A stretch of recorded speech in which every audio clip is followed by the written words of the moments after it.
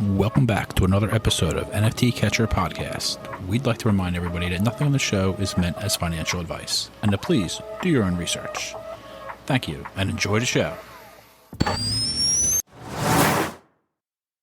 Now the subject is NFTs. They're known as non-fungible tokens, or NFTs. NFTs are exploding in popularity. This is a technology that will forever change the way people interact. So it is happening whether you understand it and like it or not. This phenomenon is moving. The digital. You have now joined Jenny from the blockchain and Michael Keene on the NFT Catcher Podcast. What's up, everyone, and welcome back to another episode of the NFT Catcher Podcast with me, Jenny from the blockchain, and my co-host, Michael Keene. For today's interview, we have Zeneca joining us, founder of Zen Academy and the 333 Club, also a fellow podcaster, co-host of the Two Bored Apes podcast. Zeneca, welcome to the show. Hello, good to be here. My video is frozen on my end. I don't know if that's on your end. It's a great start. It is. I'm just like, wow, he's really just smiling so hard right now.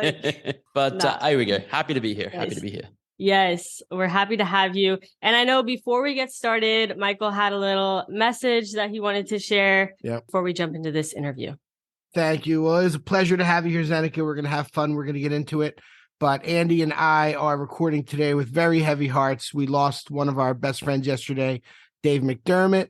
We're going to dedicate this episode to him.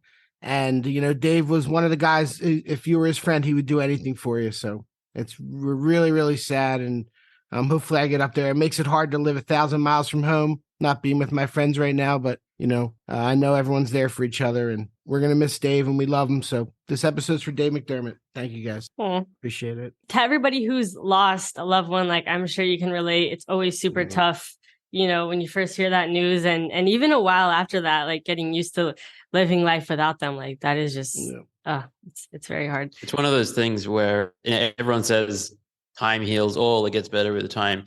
It's true, but you never forget them. You take them with you, Jennifer, as you were saying before we started recording, in everything you do in life. And it's sort of like, as long as they live on through you. Yeah, we have so many good memories for sure. I know we're going to get together and laugh and laugh as hard as we can, you know, when we get together and tell stories of Dave. So yeah, it's never easy, but here we are. Here we are. Okay, so getting into the interview portion of this, Zeneca, by the way, first of all, I'm wearing a Zeneca, or I always say a Zeneca hoodie. It's literally Zen Academy. Zen Academy. Zen Academy. Well, I'm just going to call it my Zeneca hoodie, which I forgot to wear when Emily was on. But apparently there's only 100 of these. This is limited edition. That is correct. It was never, it wasn't an intention to make it some limited thing. It's just that we got them created for NFT NYC in 2022. And we had a couple of events there. And we just wanted to give out some merch. And then we just never got around to creating more merch. So at this point in time, there's only 100 of them. I'm sure we'll do other merch, but they'll be different. So like of this exact style, I'm pretty sure there'll only ever be 100. Oh my gosh. When we post this episode on Twitter, I'm going to have to take a picture of this hoodie and be like, I have the hoodie. Flex on everyone. Okay. So before we get in, because there's a lot we have to talk about. I mean, obviously, and you juggle a lot of things too. So I'm very curious how you're able to, juggle everything. But I want to start out by hearing your story on how you got into Web3 initially. So my origin story, how I got into crypto, basically, so I was a professional poker player before this life. I did poker for 15, 16 years. Basically from high school, I went straight into poker more or less.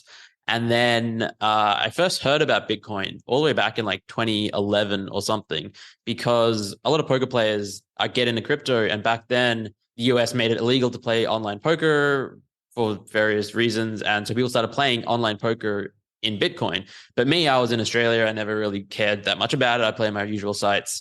And then 2017 rolls around and I had some friends that were talking to me about Ethereum and we should get in and see if you can make some money. And, that was a crazy bull run, but then it all came crashing down in 2018. And, for me in 2017, I was in there to make money and I vaguely understood the concept and the fundamentals behind crypto and blockchain, but it was very speculative. And so when the bear market hit, I threw up my hands. I was like, oh, bubbles over, funds over. Let's go back to real life, back to poker. And then 2021 rolls around and, prices are going up again. And again, I had friends from poker, one friend in particular, Jamie, co-host of Two Board Apes podcast.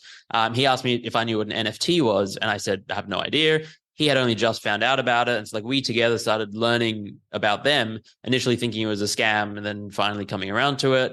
And that's when we saw DeFi and how that was a big thing. And like, there's all this stuff had been built in crypto, you know, over the last few years. I think from 2017 to 2021 was this massive period of building.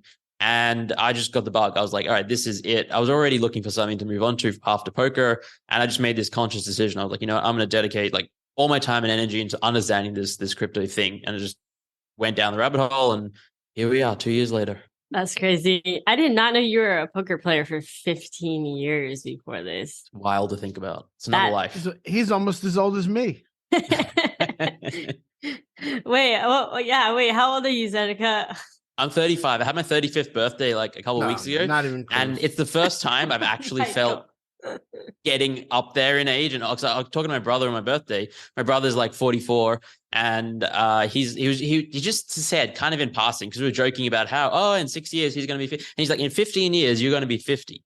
And to me that was like, 15 years isn't that long. Like when you're 22, 15 years is forever. When you're 30, 15, it's still, but now it's like, I remember what I was doing 15 years ago. It wasn't that long. I remember like 8 years back, that was like yesterday. Oh yeah, I was doing this and that. Another 15 years is going to be, and I'll be 50. And it's just like, oh yeah, life comes at you fast. So, yeah. Dang. I guess 15 years ago I was 12, but yeah, you're still very much in the young category.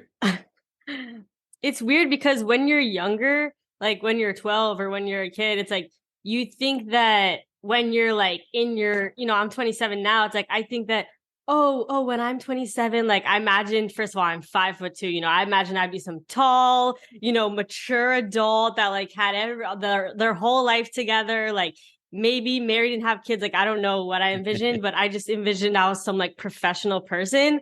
And it's crazy because I feel so young, like, even though, I don't know, it's like every year, like my mom's like, oh my God, you're getting older. Like you're 27, you're almost 30. And it's like, I still feel so young. And I still feel like, I don't know. I think, age is such a weird thing. Like, I think it's mostly like how you feel. I feel like, yeah, you know, I totally agree. Like, I think once you get into your teens, you like become a real human. Before that, you're a kid. You don't really have that many thoughts of your own or the world. And then you get like your teenagers. By the time you're 20, you have like you're like a human. And I feel like that's kind of, you keep that essence for the rest of your life. Yeah, you sort of learn things and get more understanding of how the world works and less naive about some stuff, but you're still that same person at 20 as you are at 30. And I think we'll probably be the same at 40. And it's just who you are. And I think that's cool. It's like, even when you're 80, you'll still be doing things that you were doing when you're 20 and thinking things you were thinking when you're 20. Once you turn 40, you need glasses. That's one thing that happens when you. Well, yeah, I'm surprised I haven't got them yet. My whole family has glasses, and I'm sure it's coming soon, but not quite there yet. Mine was literally, I was literally 40 years old. My mom, myself, and my son went to Mexico City. We went for like a long weekend, and her and I were in this restaurant, and she saw me kind of using my iPhone, struggling on one of the menus, and she hands me her reading glasses and just changed my life. I was like, oh my God. There you go. I could like see it was pretty wild. So that's how I knew. And I was literally 40, never wore them before. So you might have it coming. Maybe not. I'm sure I do eventually, but maybe not. We'll see. It's nice. I feel like it's that's nice. Michael's like one, like, when you get older, you'll get glasses. Like you never say anything else that happens. You only say glasses. You'll need glasses. Well, luckily, knock on wood, I don't have any of the other ones to complain about. I can't hear all that great. My hearing's always been bad. That's going to go. Like, cause I've been to so many concerts. I used to listen to riding on the bus from Penn State to Philadelphia for 5 hours, blaring, Mobb Deep or something. Like my hearing is not the best. Yeah, I guess it depends what you do when you're. It depends what you do when you're younger, like leading up to as you get older. So try to build good habits. Folks. Yeah, stretch to everyone that's young. Stretch because when you get you just wake up and like, oh, my neck is sore. Oh, right, especially for us who just spend so much time sitting, just like oh my God, stretch. Stretch, keep moving. My Uncle Rocky, 93 years old. He's texting me today. He wants to travel to Europe this summer. He travels by himself, youth hostels on a budget. What? He's 93. Yep. He's That 50 years. insane. Yeah. Oh, my Uncle Rocky. Yeah, he's 93. He's my grandmother's younger brother. She lived to 93. He's 93 now. And he got me into traveling when I was 19 years old. We went to Venezuela for 6 weeks. Him, myself, and another cousin. And he's 50 years older. He's been traveling ever since, all over Central and South America. He's probably like so healthy now. Like, see, that's the thing too. It's like 93. You think that you're gonna be like in a retirement home, but some people are 93. You know, it's funny. Traveling. He's in like he drinks, he smokes, doesn't smoke cigarettes, he smokes One of those weed. people. Smokes weed. Yeah, I've been smoking weed with Uncle I see Rocky where you as long get it as I from. can remember. I know. Oh, all the men on that side of the family in my family pretty much smoke weed. Funny. I don't know if anyone's listening, but From your family, shout out to Michael's family. And then like every time people the kids turn 18, they start smoking. Like it's just Nice. in the it's just a tradition.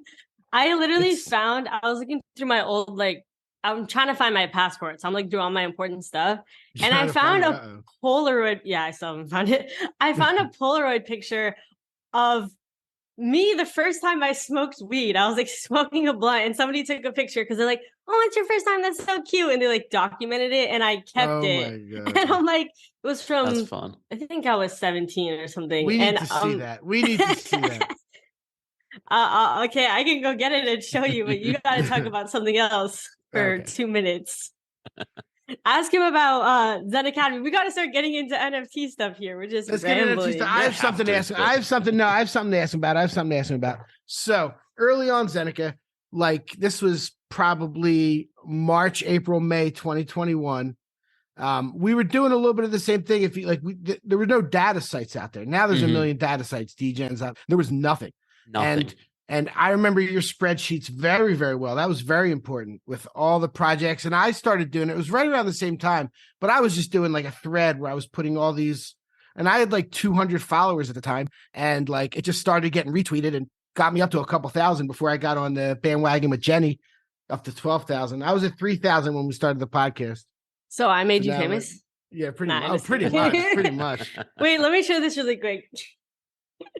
Nice. Oh, that's amazing. Smoking me for the first time. Oh my God. I'm also a lot like chubbier. It's just What so year funny. does Like it looking, say? 2014. Oh, yep. I was at a party and my friends are like, oh, Jennifer, she's so innocent. She won't smoke weed. And I was like, excuse me. So then I was like, no, you know what? Pass me the blunt. And then I was like, I don't feel high. And then they're like, try this joint. And then I smoked it. I'm like, I don't feel high. They're like, try this pipe. Like they literally, and then they're like, try this bong. And then I held it for way too long. Oh my God, take it out quick. And I literally had a cough attack for 20 minutes. They were so scared. They had no water in the house. I was like drinking from the sink. It was like some super like ratchet place. And they're like, wait, like she might die. Like, and I was just like coughing up a storm and eventually I recovered. And that was the highest I've ever gotten in my entire life. I was like on the floor, like laughing so hard. Like they were like, okay, this girl, like we didn't realize we'd have to babysit her. It's her first time. It was a whole thing. Anyway, sorry. That's a great origin story. It's a good picture. It's a good picture to have. That's funny. Yeah, so we were told, what do you remember about that time? Like what made you want to start putting that data out there?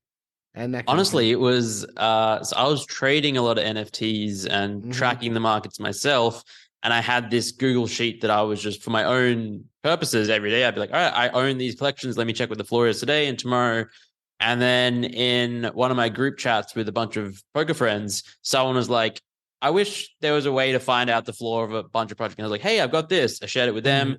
I put it out on Twitter and it just blew up. It was like viral. And then I was like, oh, let me do it again tomorrow. And it just happened that way. Yeah, it was so needed. It was like, and that was at a point where you could almost track every single project. You literally could. Yeah. Like, and then I remember, go ahead. No, I was going to say, I remember when there was a point where there would be like 2 new projects launching a week and people were going crazy. They're like, this is unsustainable. Like, this is ridiculous. How can there be 2 projects a week launching? And then we got to like dozens a day and here we are now. Yeah, here we are. That's funny. Here we are now with new shitcoins launching every day. That's the new. So actually, before NFTs, I spent a month or 6 weeks trading shitcoins back in like March 2021, April March, April, like that. Oh, wow. In the Telegram chats, just nonstop. It was madness, mayhem. And so anything NFT related was like calm compared to that. So we've just come full circle. Like I feel like every few years, every cycle, there's a shitcoin, meme coin phase. And this is this year's. What was the switch that switched you from shitcoins to NFTs 100% in that early 2021? What was like the first project that clicked? Or the big one was Zedrun for me. So like I bought some random things here and there and didn't really make money, and some art I liked, but didn't really do anything price wise. And then I had some friends that said, hey, there's a Zedrun drop coming up. Zedrun's a horse. And like, even before I got any horses or anything, I saw the game and I was like, oh, this is really cool. It's fun to watch the horses race and you get prizes. And, you know, I was lucky enough to get in on the first drop, or like not the first drop, but one of the early drops back then. And it was like this crazy thing where if you could mint, you could instantly sell for like 5 or 10x on secondary. And this was very common back in 2021. And I was like, wow, this is incredible. But also one of my horses that I raced was able to win and like make money in the races. And so I just spent like in the entirety of April 21, I would just wake up, enter my horse into races nonstop all day long, and then go to sleep and then trade some other stuff. And so like that. And from there, I started to build it like a small bankroll and bought some other things. And yeah, the rest is kind of history. And then the Bored Apes came along pretty much. Yeah. So there was actually an ape project before Bored Apes called Ape Only that I love. There's 999 of them. You could burn your ape and get like a metal engraved version of it. I was obsessed with it. That was the first collection I ever like looked at rarities on. And I felt like I was doing some really smart stuff, sniping rares and all that kind of stuff. But collection never like really took off. It did okay. And then Bored Apes was sort of like not too long after that. And that went crazy. And I had like this chip on my shoulder because I was like, why is this? My ape project has a lower supply and I think the art is better. And so I didn't look at apes for like I hated them for the first few weeks. And then eventually FOMO got me and I was like, all right, everyone's talking about them. I got to get in. And obviously very lucky that I did. No doubt. And then when did you start your podcast? Because you have the two Bored Apes podcast, which I feel like, I mean, I remember that was around when we started ours. Like you've been around for a while with that podcast, you and Jamie, and you still like put out episodes and everything with that.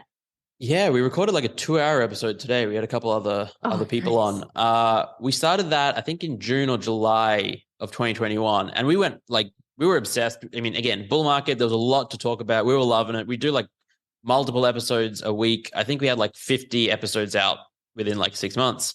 And now we're up to like episode 77. So the cadence slowed down once every week, once every 2 weeks. And it just sort of started slipping. And we still do it because it's fun and we love to just get on a podcast and chat, and we make it like loosely related to NFTs, but it's meandered off into all these random topics now. And it's almost like a lifestyle podcast for me and Jamie with some sprinkle of NFT content added in. You know, it's funny. LG Doucette from The First Mint. Yeah, The First Mint told us pretty much exactly the same thing. He and his brother, they talk about life a lot now, and they just kind of like hang out. Yeah, it's fun. Honestly, it's so much more fun. It's not great for like reach and like getting people who are really interested in NFTs into your podcast, but for like there's nobody left that's interested. There's nobody left that's interested in it. They're not. There's no new people exactly. No, you know what I mean. Like you guys probably like. I mean, we peaked in January, February, March, 2022. That was like the highest, downloads. Similar for us. Right. And, there's just not those people searching NFT. Yeah. On it's all AI now. That's the meme, right? All the NFT people are now going to AI content. Yeah. Hey, I'm doing I think it's, Yeah. Because I'm shifting my focus. I'm sure you are. You said you are as well. We definitely going to talk about that this episode at some point. Talk about some AI stuff. Ooh, nice. Cool. Yeah, of course. Emily was telling us that she was saying you guys have a PFP project dropping soon. We do. And she even said, she was like, tell Zeneca to hook y'all up. She said that. She said it, not me. Yeah. Okay. We can hook you up. Oh, One way or another. Yeah. So anyways, tell us about the PFP project. What's happening? When is it? Do we have any kind of ETA timeline? Yeah, we there's not a strong timeline. I've learned, like, initially we said Q1 this year, but initially we were going to do pixel art, and like there's so much more simple than, more complex 3D illustrated art.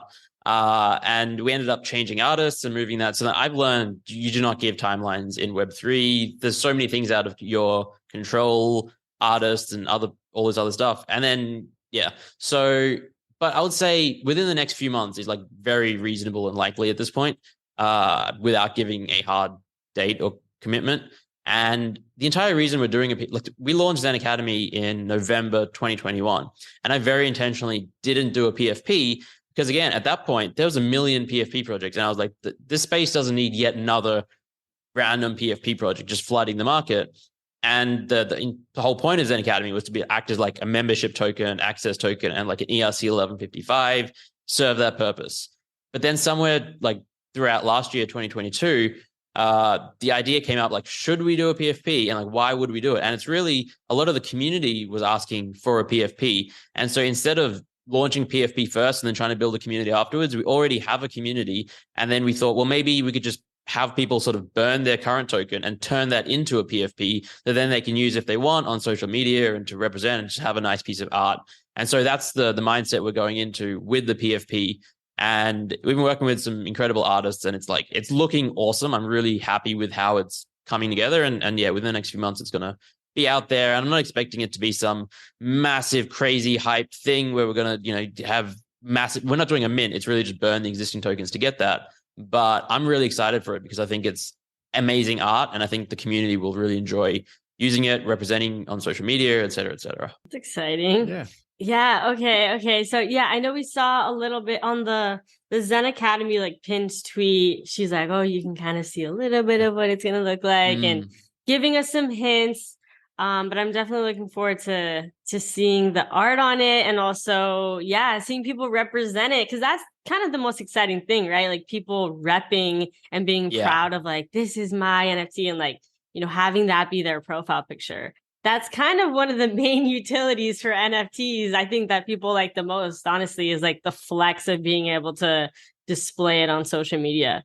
Totally agree. Okay. Oh, also, before it's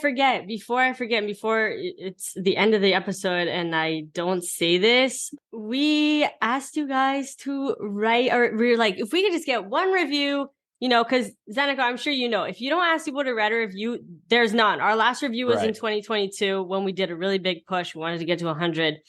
We got there and then we never asked again. And we're like, wait a minute, it's been months since our last review. We have to shout out, there were 2 people that wrote reviews. We have to shout them out right now. Antonio Sosa 21 wrote, great for learning about NFTs. I'm a beginner and I love how Michael Keane and Jennifer Sudo packaged the complex topic for me to understand. Yes. Thank you so much, Antonio. And also over on Spotify, I guess you can write Spotify reviews now. This is our first Spotify review. I think this is like a new thing, but the showroom guy said, Michael and Jenny and Andy always do a great job. Wish they were podcasting every day.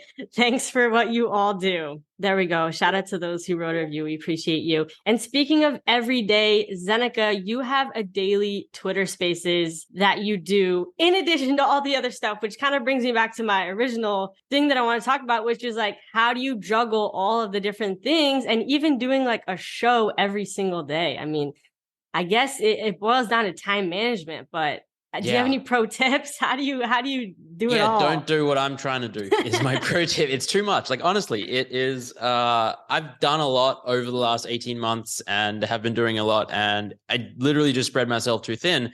And it was like that whole going a mile wide and an inch deep instead of an inch wide and a mile deep. And so like I've done, and we've done at Zen Academy, even a lot of really cool stuff and a lot of stuff I'm proud of, but then a lot of stuff that doesn't really move the needle or matter that much or have that much of an impact.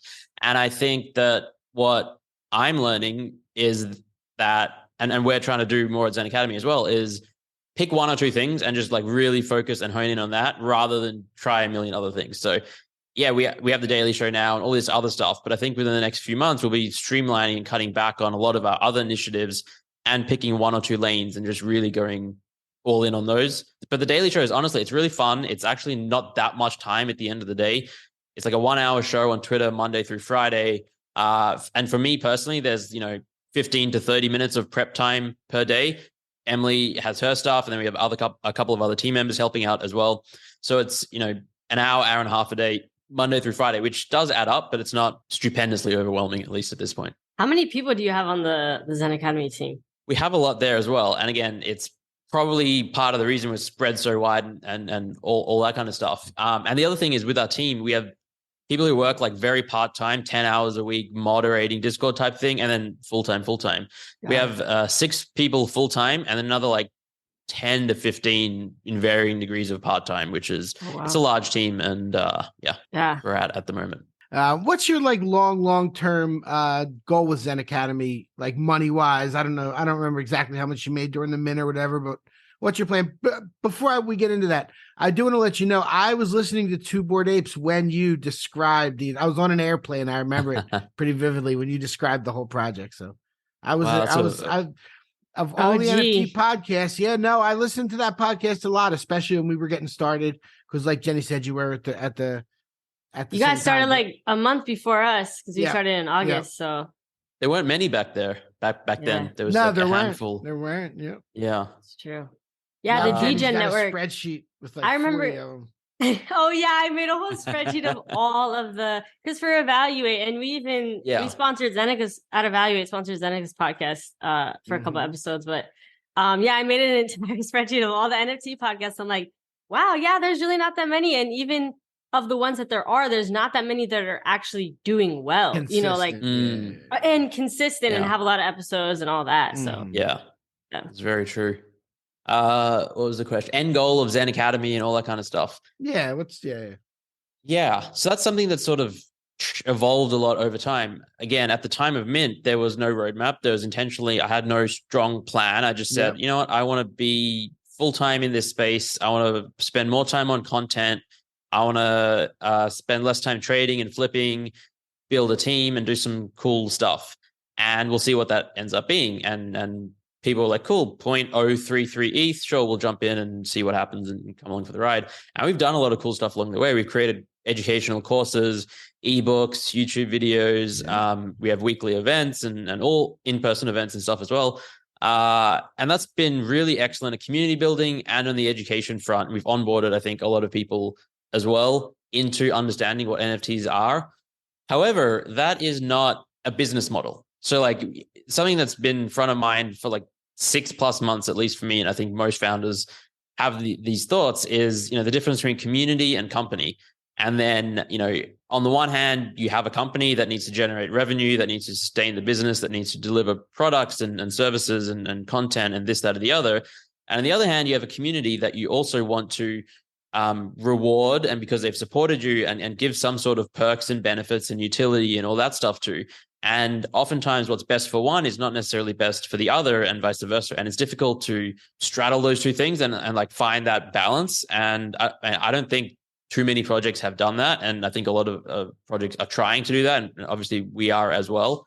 And so we've tried a lot of, especially with royalties sort of dwindling and bear market stuff running away, we've been trying to spin up alternative revenue streams. And I think like consulting is one area there. Content is obviously something we've done a lot of, and like you can get sponsorships and affiliate links and stuff and potentially generate revenue there and yada, yada, yada. But in terms of like what I see as like the end goal vision and my new perspective, and I haven't really shared this anywhere, I think yet, it's just very recent thinking, but it's sort of pivoting in a way and like making the focus being on founders and builders and like more on that B2B and like advisory consulting founder side of things.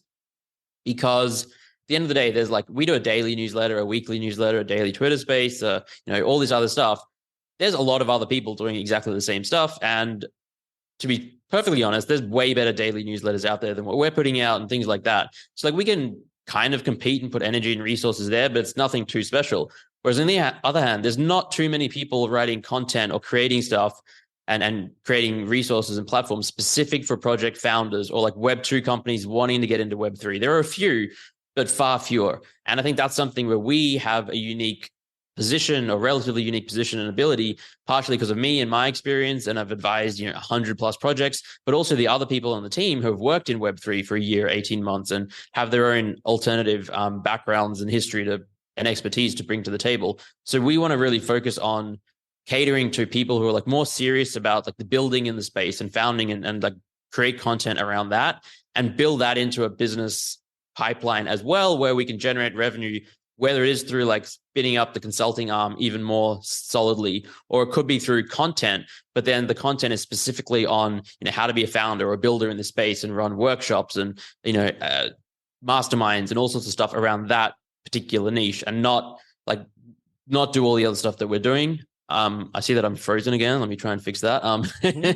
And so, yeah, that's kind of where I see things going. We're not going to like completely forget where we came from. Like a lot of our stuff has been on onboarding people into crypto and NFTs, and we're going to keep those courses, and like there'll be excellent resources, but we probably won't spend too much more time and energy on building out that side of things. Also in part because I don't think in 5 years from now, people need to be, hopefully, heaven forbid, need to be onboarded into NFTs. Because by that point, it should just be stream, or 10 years, whenever it is, there's a point where it's just part of our lives. They're not called NFTs anymore.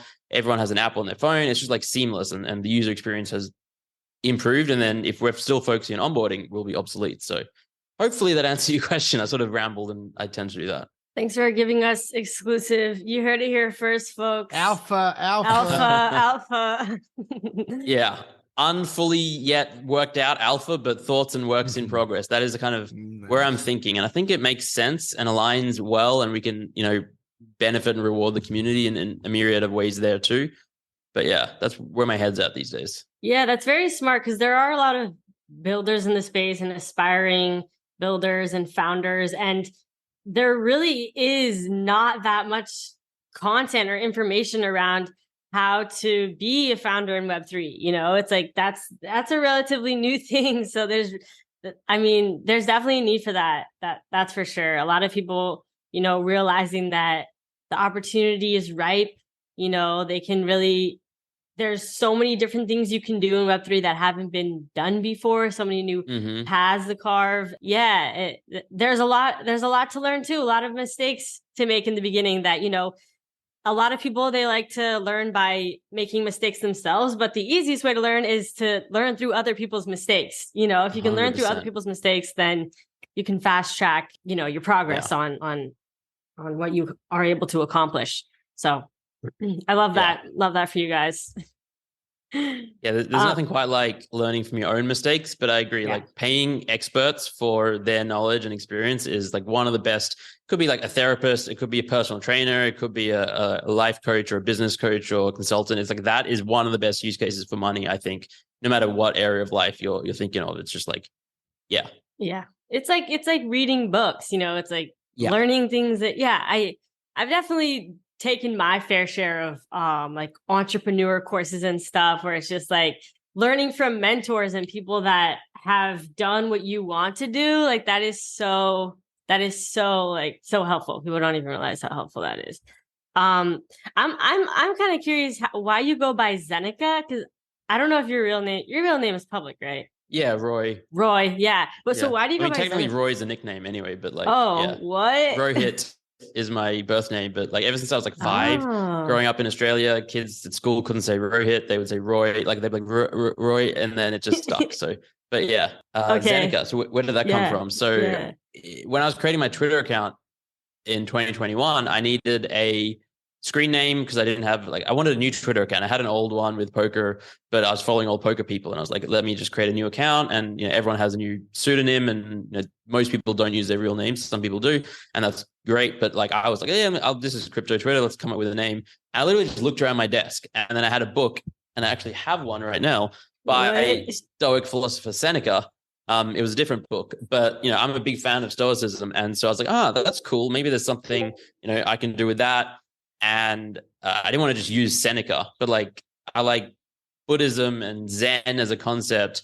And also this was 2021, and like COVID was on everyone's mind. AstraZeneca was a vaccine, so like I didn't actually consciously think about it, but like I think somewhere in my head there was some jump that went there. I was like, oh cool, let's just do, instead of Seneca, let's do Zeneca, and then it just stuck. That's crazy. That's a really good name story. That's really interesting. I love hearing how people got their names when it's like unique. It's like Zeneca. How do you think of that? So you have Zeneca.eth? I do have Zeneca.eth, thankfully. Did you secure that earlier, or did you have to buy someone? No, I got it really early. Thankfully, I think June or something of 2021. Nice. And I have, so my Twitter account was actually initially Zeneca _33 because Zeneca was taken and I was 33 years old at the time. Nice. And so like people always ask me like, why 33? What's the symbolism there? Is it this? I was like, I was just literally my age at the time. There's nothing special to it. And now it's like the then brand. Now, yeah. Well, it was the brand, but then I was able to get at Zeneca on Twitter and I was like, that's just cleaner. So I'm just going to go with that. And then I've just cut the 33 out of it. Now there's like a remnant in other parts of whatever, but yeah. Did you buy that Zeneca handle or you just, how'd you get that? Actually, Emily, she met someone who works for like a nonprofit that works very closely with Twitter. They're like a nonprofit that help teenagers or like kids who like gamer kids who go through like mental health problems caused by gaming and abuse online, all that kind of stuff. And she works with them and their parents and social media platforms because there's a lot of cyberbullying and stuff like that. So she had like direct lines with Twitter and she was able to help Emily get at Emily V and then us to get at Zen Academy and me to get Zeneca. So very fortunate to have that connection. Wow. Emily coming in clutch. Seriously. Yeah. Connection inside Twitter's is real clutch. That's a nice especially one. now. Like Right? Yeah. That's a nice one. Whatever happened to co-tweeting? Remember that was the thing? I'm just like thinking I do. Twitter. That was fun for a you remember it all too well with Ryan Carson. Oh, right. With God, the hands, yeah. you remember it all too well. Wait a minute. Now we got to talk about that. I've done like, I think 4 co-tweets in my life, and that was one of them. Yeah. Okay, so wait a minute, because what was this? A couple months ago, basically Ryan Carson, everybody kind of knows Ryan Carson. He started out as, I think, the COO of Moonbirds, is kind of how he came onto the map. Anyways, people found out he was like kind of doing like insider trading with the Moonbirds, basically. I don't think he was doing that, actually. Oh, was he not? He did a lot of other stuff that is not good, but I think that was one he maybe not have should have made those trades, but I don't think there was like he laid it out where there was proper time for other people to maybe see the rarities, whatever. I think, but it wasn't good no matter what. Right, it wasn't some questionable things related to Moonbirds. There's a lot of questionable stuff. And also he left super early. Basically, after they minted out, he just like left, and everyone was like, when they "What got the heck?" 30 ETH or whatever, they got the 35 ETH. He's like, "Peace, I'm out." So then, I mean, I'm not 100% sure on his storyline, but then at some point he starts the Daily Dose. He starts doing daily Twitter Spaces, which were very popular. Like thousands of people would join because he would have like, you could claim a POAP if you listened, and he would just like randomly say it at some point throughout the show. So you had to be paying attention. Which was a brilliant move. That was a brilliant move that POAP he did. He was early on that move. And it was like, oh, if you had the POAP, like you would have like allow list for our like project when it comes out type of thing. Like it was that kind of thing. So of course people were grinding for these POAPs. And I'm sure there's a lot of people paying people to listen in and say the codes and stuff like that. So then oh man, of course he had his fund. What was it, like the 121 fund? 121G. Oh wow, I'm good. Okay, 121G fund, which was doing really poorly, and people were like tweeting about how bad it was doing. And then he launches another fund, and okay, now it's starting to get fuzzy for me. But Zeneca, would you like to take over? Yeah. Now then he so the whole point of people, or the end goal for people getting POAPs from the Daily Dose space, was for a project that he was calling Flux that was meant to go in like late 2023. And for that, he was raising a bunch of money to help fund it, basically. And it was going to be like a Y Combinator style incubator. And I actually thought the idea was really cool, but like the way he approached fundraising and the messaging around it was very not good, is putting it generously, misleading in multiple ways, and didn't leave a good taste in people's mouths. Plus the fact, like, if that was the first time he did something like out of step, then I think given like everything with Daily Dose, people would forgive him and all that. But because he'd already done some not great things with the 121G fund and around Moonbirds, it was like people were like, all right, fool me once, fool me twice. All right, this is the third time. And just basically the space had enough of him. And I think he ducked out of the space as well because it was just, it wasn't right. he couldn't tweet anymore without a million people being like, "You mother." Yeah, Because he was doing all these like handshake code tweets. That was the thing. He was doing all these handshake code tweets with people that were basically supposed to be investors, early investors in his projects, but then they never like actually gave him the money, and he basically like kind of made it seem like, oh, they did already pay him to be investors in this, and it was just very misleading, and basically just him trying to raise money by making it seem like other people had already given him money, and then a bunch of people started backing out, being like, I don't even want to be a part of this, and then literally everybody started saying that, and then next thing you know, hands over the Daily Dose to you guys, and then, or just kind of was like, okay, we're merging our community with, Zen Academy, and then he just leaves Web3, leaves Twitter, goes over to LinkedIn and starts doing AI stuff. Right? Really? Is that what he's doing? Yeah, like 2 weeks later, he's on some LinkedIn Spaces equivalent during an AI space, and then even I think in the last couple of weeks, he started tweeting again a little bit. And it's probably a whole new group of people that are following him because he can talk really well. Hey, you can't knock the hustle. That dude's freaking hustler. Yeah, he is an absolute master at talking and building community. Like, there's no doubt about it. The Daily Dose community was excellent. I mean, that's why they were good people. Yeah. They were and are amazing people, and some of them stuck around and are part of the Zen Academy and Zen Daily community, all amazing people. But yeah, even all the way back to Moonbirds, like the reason he got to be his position as COO and all that is because in the Discord, in the Proof Discord, even before Moonbirds was there, he would just be on voice chat for hours, and like just the community would just form around him, and he was just known as the pillar of the community that brought people together. And then again, it's I just didn't know that. Okay. Yeah.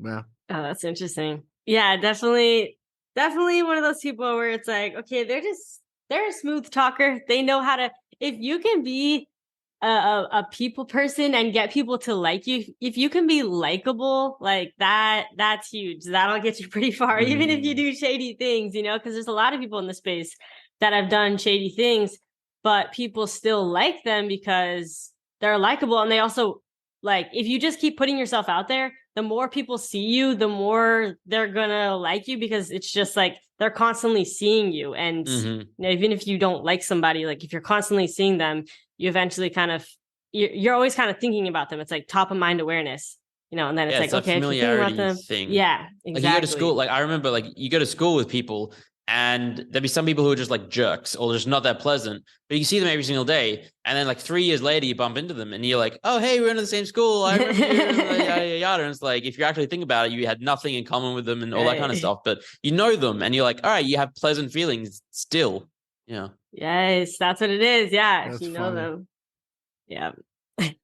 Let's switch up from Ryan Carson to the other mildly controversial thing. Oh no, or Blur. It's not that bad, but the Blur thing. You're an advisor for them. What's exactly? I was an advisor. I'm not. I haven't been an advisor since January of this year. Got it. So I invested in them all the way back in December 2021, along with about 24 other people. Before they were even called Blur, actually, they were called Order Book.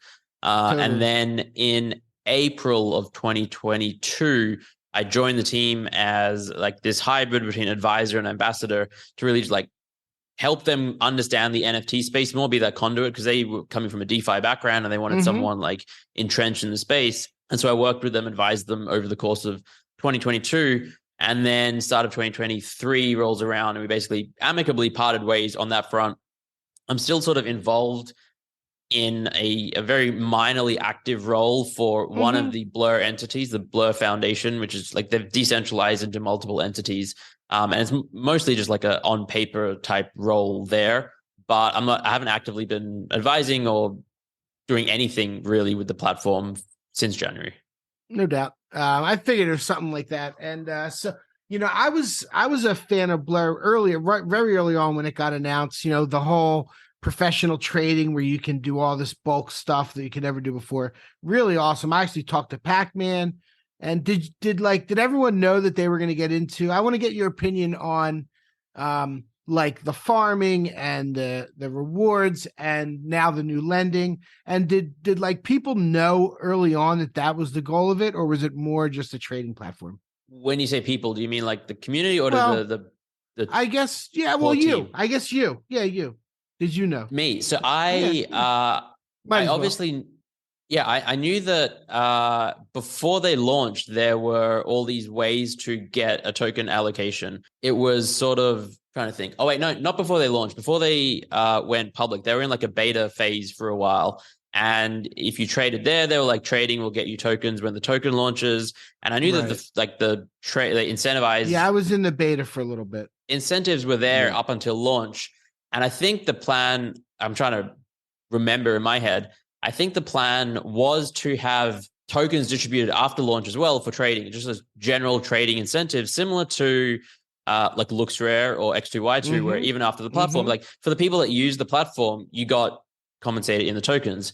The exact mechanics of all of it, I don't think were clear, even to like Pac-Man. As far as I'm aware, like a lot of the times I would ask him, like, what is the plan? And they're like, we haven't figured it out yet. We'll figure that out later. And so it was like, yes, there would be, the tokens would be distributed to the community somehow, but I certainly didn't know how. And I don't think they even knew how necessarily until we got closer to the dates. And how do you think that the whole thing is affected? And I'm not even suggesting that it's positive or negative. I'd like to know honestly how you think it's affected the market. So I think there's two components to Blur and its impact on the market. There's the platform and the protocol itself and what the features of it do. And then there's the incentives for the token. And so on the platform side, I think it is allowed a lot of things that weren't possible prior to Blur. Like, for instance, the mass bidding across things and the mass accepting of bids and the Blur pools and the speed with which you could sweep and just like really trade in large volume. It had like started to emerge a little bit with like Gem and Genie and SudoSwap, but Blur really combined marketplace plus aggregator in one and just created this massive ability for people to move significant volume. And I think what that did is it really just shone a light on what the space has really been for a long time, where the reality is that most people who own tokens are speculating and want to sell when price goes up. And certainly anyone that owns more than one NFT in a collection, almost all of them, there's some rare exceptions, but most people who own multiples, they want to eventually sell like the excess ones and like I'll buy 3. And then if the price goes up, I'll sell one of them. And sure, some people buy specifically a dozen or half a dozen because they really like the art of those. But I would say for the vast majority. So then what it did, but like with the way marketplaces were, is you have to list one by one, buy one by one. It was difficult to really move in mass. And so no one was really trading a significant volume. Blur comes along and then now all this ability is there to trade and move massive volume. People started doing it. And what people realize is, well, hey, everyone is trading and most people aren't here to hold and say long-term, combined with the overall macro bear market, the world, and just things like that. And NFTs bubble popping in and of itself led to a collapse in floor prices, perhaps a little more quickly because of the abilities of Blur. And then you add the token incentives in. And that, I'm less convinced on the impact, positive or negative, short, medium, of long term of that, other than it does introduce inorganic motivations to the market. So it's difficult to know what the true market value of certain things are, because some people are point farming and will buy hundreds of a collection and then price will go up and then they'll accept bids and price will go down. And so what the true value is at is difficult to know at any time. Yeah, I don't really have a strong opinion on whether it's a net positive or negative in terms. I think the incentives are an X factor and it's confusing for the market, which is a negative. But the long-term ramifications of it, I think, are TBD, if that makes sense. It does, totally. That makes sense. Yeah, I think Blur is great for the traders, but not great for the holders looking at it, right? Like, but it's like if you're gonna diamond hand anyway, then you don't really need to look at a marketplace because your point is to hold. But I think a lot of people focus too much on price that are not even looking to sell, and then that kind of messes with them mentally. Exactly. So, I mean, from day one, Blur set out to be, and again, this is partially why I invested in 2021, was the NFT marketplace for pro traders. Like we didn't have an NFT marketplace that was like your, FTX was the example at the time, but like your Coinbase or your, you have, so not Coinbase, your Binance or, other coin marketplaces that have advanced features and trading features. There wasn't that for NFTs. And I think there were a lot of people that were trading a lot of NFTs and speculating on them in both directions.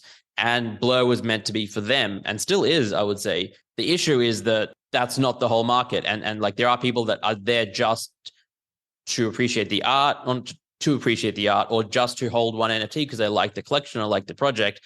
And when price goes up and down and fluctuates, then they're impacted by that. And they think it's Blur's fault. Whether it is or isn't, Blur is an excellent scapegoat right now.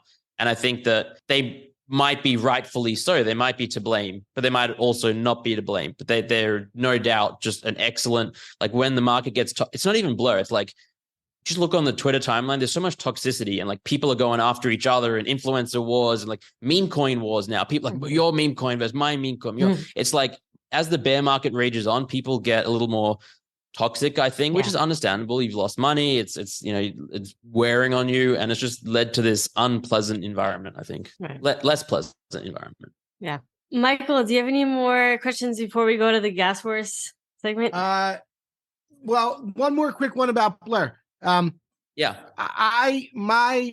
conspiracy theory self. Remember when Blur came out and Beanie reappeared? And yes, I remember very well. I feel like he's behind. He could be behind these tokenomics and a lot of the ideas they're having.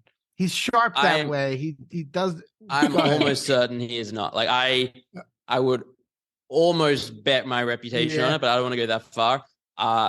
Because somebody recently said he's still doing stuff. People say a lot of things though. Like if it was a team member or like if Pac-Man or someone said that, that's one thing. But again, like I was in the Slack channel. I was on meetings and calls for months, like a lot of 2022. There was literally not a single mention of Beanie. Okay. I didn't even know he was involved. So like he invested in 2021 or early 2022 through an LLC. So like on the cap table, it wasn't Beanie Maxi or Beanie, it was some company. So I had no idea who that was. Then it all surfaced, and then I was shocked, as many were. So I had no idea that he was involved in any capacity. Whether he's involved now, again, I would be very, very surprised. Like I've spoken to Pac-Man, and they want absolutely nothing to do with him. They've spoken to lawyers, but like it's just like he is an investor. You can't just remove an investor easily. And so that's, to me, that's the extent. Like again, there's a very small, remote, outside possible chance that he is involved, but I would be extraordinarily shocked.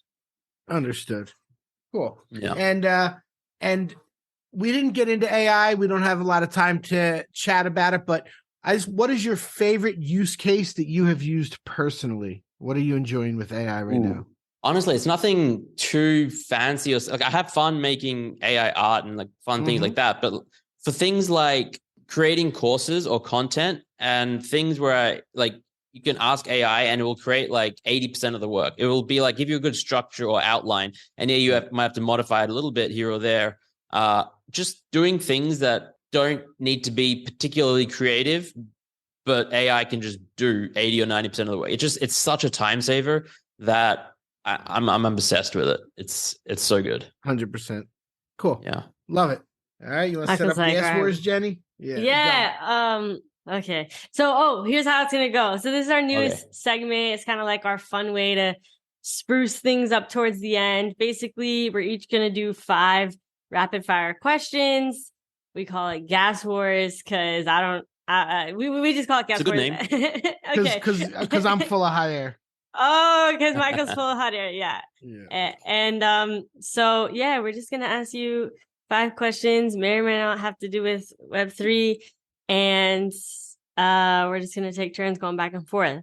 So my first question is, I love this one. What's the first thing you do when you wake up in the morning? Check my phone, get out of bed. It varies a lot. So like recently, I'm terrible with rapid fire answers. Recently, I started this thing where I can't remember I can't remember his name, but there's this really excellent YouTuber and scientist guy who tells you get some sunlight first thing in the morning. So go for a walk. And that's like something I've started doing recently. But when I'm in my normal bad habit state, it's like just check the price of coins and stuff and then scroll Twitter for 20 minutes. And then, trying to be better, but let's be real. I know. I feel you. I'm like, I want to say like, I wake up and I read a book or like, but I literally wake up. I'm like, I like grab my phone. I'm like checking my like messages and all this stuff. And I'm like, damn it, why is this the first thing I do?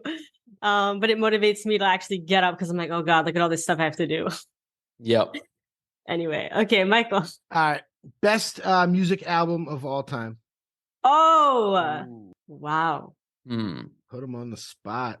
Put me on the spot. I'm not excellent with music album names. Let me think. You could do like a band or something if you want. You don't have to. So like, I love Pink Floyd. They had some good albums. Beatles, Bob Dylan. Like I like the older music. Beatles, Bob Dylan, Pink Floyd. Nice. Again, not a single album stands out. Yeah. Okay. Bob Dylan's one of my very favorites. I could listen to him forever. Same. Yep. Nice. What's your favorite NFT conference that you've been to? I went to Met Amsterdam. That's probably my answer. In June last year. It was a relatively small conference. They're doing it again, I think, in November this year. It was fun. It was small, but it was just, really great group of people. And it was one of those conferences that had one stage where like it all just like revolved around that. Not one of those conferences that has 50 different stages that have no one in the audience. It was like a nice, fun environment. You really should have said NFT Melbourne, which you just took part in, because those are my buddies, Mark and Theo. And they would have gone nuts if you would have been like NFT Melbourne was. Honestly, if I was there, I might have, but I was virtually attending. I know you were. I know. Wow, he wasn't even there, Michael. Come on. I know. I was literally sitting. I know. So like, I was literally sitting in a hotel lobby at 2 a.m. because I didn't want to wake up my fiance in the hotel room, calling in there. And it was really fun. But unfortunately, next year, maybe when I'll attend. The move in a hotel, you got to go into the workout room in late at night. No one's in there. The gym? Yeah. What? Interesting. That's the alpha? Yeah. If they don't have if they have a business center, you go to the business center, but sometimes they don't. Interesting. Well, here we go. Most overrated NFT project. Ooh. I know. I'm sorry. Yeah. Let's see though. It's not an easy one for some because you're a little bit of a politician. You try and be real nice about everything. Yeah. You're a little bit of a politician. I know. But it's also a case of like right now, there's very little that's over because everything's tanked so much. Yeah. God. I will say, I mean, the one that comes to mind is Clone X, but it's difficult to say that they're overrated now because they've fallen so far from grace and the like sentiment is low. But I just always felt a little something about like the whole Nike involvement and like the conflict between holders and community and company and profit and customer and all that kind of stuff. So I'll say them. Yep. Cool. What's your favorite fruit? Ooh, pineapple. Ooh. Pineapple literally makes, if I eat like one thing of pineapple, my tongue will start like feeling all like, I think I'm allergic to it or something. I don't know. Well, that's... It cuts my tongue. Your like throat makes starts me, like, closing. No, seriously, like actually, like and I always try to eat it, and then I'm like, I lose taste, and like everything gets all weird for me. And I always try to eat pineapple, but then it just messes me up. What number are we on? We're on. This is number 4. This is my number 4. Yep. Punks or apes? Punks. Even though I have 3 apes and 1 punk, I still. That's all right. Punks or OGs. Okay, I guess this is my last question. Make it count. What's a book that changed your life? Letters from a Stoic by Zeneca, which is the book that I had on my table when I came up with Zeneca. I've read it. Actually, I haven't read it in a few years, but I read it and reread it for a couple of years, and I gifted 100 copies, maybe like 30 copies. But yeah, it's changed my life. Wait, what is it called? Hold on, I gotta write this one down. Letters from a Stoic. I actually named my newsletter after that. My newsletter is called Letters from a Zeneca, and it was a pun on that. And people were like, why is it Letters from a Zeneca? Why not Letters from Zeneca? And I was like, it's literally because of the book. Yeah. Wow. Amazing. Nice. All right, Michael, last question. The thing you're most proud of yourself about? I think that I've like done stuff in the world that people think are good. And that's super vague, but being a poker player for 16 years is like the one thing the world does not need is professional poker players. You feel like you're doing nothing. You're not contributing to society. You're a parasite. Effectively, you do nothing. It's Trust me, I was a ticket scalper for that long. I was a ticket Okay, broker, so you know, it's similar. Oh, yeah, yeah. Yeah, and so like finally getting into flipping NFTs and JPEGs, it felt the same, but like creating content, Zen Academy, employing people, like that is incredibly rewarding, and I'm very proud of the fact that after 20 years of being an adult, I finally did something that did something for the world. Yes, Hopefully. sir. Congratulations on all your success, Zeneca. It's awesome finally getting you on. This was a long time coming for sure. This was a long time coming. So yeah, we appreciate it. This was a lot of fun. It was. Yes, thank you so much, Zeneca. All right, folks, with that said, we appreciate you for tuning into this episode, and we'll catch you in the next one. Peace.